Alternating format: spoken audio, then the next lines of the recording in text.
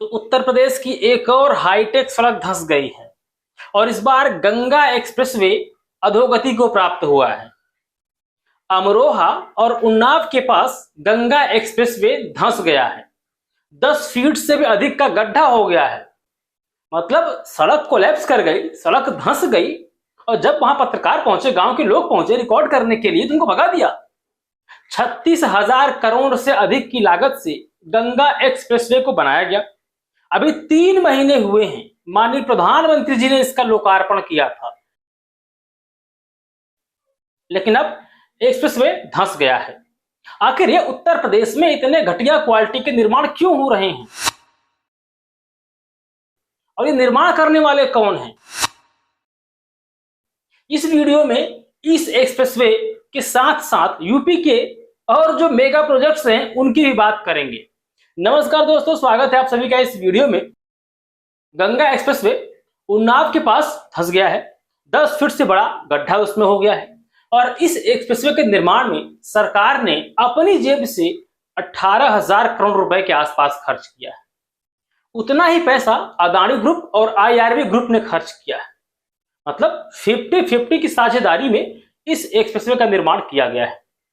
सरकार ने पहले भूमि अधिग्रहित की और भूमि अधिग्रहण का करीब 9,500 करोड़ रुपए खर्चा हुआ।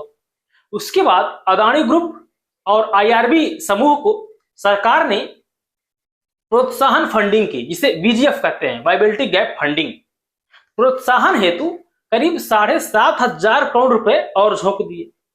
फिर अदानी ग्रुप और आईआरबी ग्रुप से कहा कि आप लोग सड़क को बनाओ। इस एक्सप्रेसवे को 4 फेज में बनाया गया है। फेज 1 जो आईआरबी ग्रुप के पास था, जो मेरठ से लेकर बदायूं तक बनाया गया था।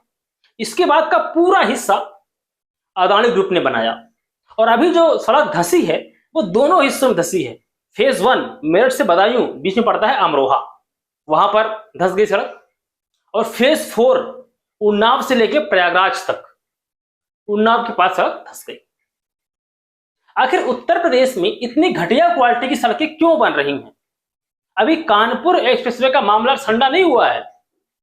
कानपुर लखनऊ एक्सप्रेसवे इतना घटिया बना है कि वहां पर टोल वसूली बंद करनी पड़ी। जगह जगह गड्ढे हो गए हैं।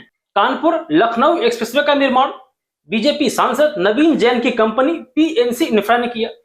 3600 करोड़ का प्रोजेक्ट था। यह बनने के तुरंत बाद वो कोलैप्स कर गया। बारिश हुई, सब ठन गोपाल स्वाहा।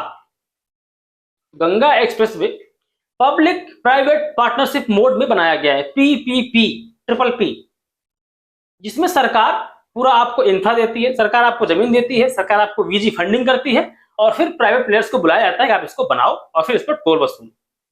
अदानी ग्रुप और आईआरबी ग्रुप ने इसका निर्माण किया और अब ये एक्सप्रेसवे धंस गया है। बदले में अदानी ग्रुप को 30 साल के लिए, 30 ईयर्स के लिए टोल वसूली के राइट्स दिए कि आप टोल वसूलिए। कायदे से होना ही चाहिए था। जैसे आपने लागत निकाल ली, आपने एक मुनाफा कमा लिया, फिर आप इसको टोल फ्री कर देंगे। लेकिन सरकार ने कहा नहीं, जाओ लूट लो। तो ये पूरा मामला था। उत्तर प्रदेश की सड़कें जगह जगह गड्ढे में तब्दील हो गई हैं।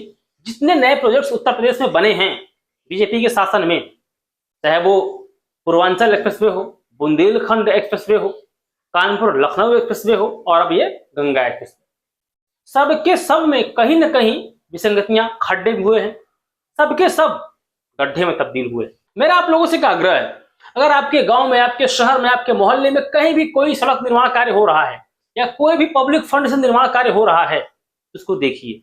अगर जरा सा भी आपको डाउट लगे यार यहाँ पर कुछ घालमेल चल रहा है, यहाँ निर्माण में घोटाला किया जा रहा है, घटिया निर्माण किया जा रहा है, तुरंत उसका वीडियो बनाइए। पहले तुरंत गांव वालों को इकट्ठा कीजिए, ग्राम के प्रधान को बुलाइए, शहर में है तो म्युनिसिपल कॉर्पोरेशन को सूचित कीजिए, आपका जो लोकल पार्षद है उसको बुलाइए, काम रुकवाइए और तुरंत उन लोगों की जिम्मेदारी वहीं स्पॉट पर फिक्स करवाइए। शासन को बताइए कि ये घटिया काम हो रहा है, क्योंकि अब इंफ्रास्ट्रक्चर अच्छी गुणवत्ता का हो, इसका दायित्व जनता को अपने हाथों में लेना ही पड़ेगा।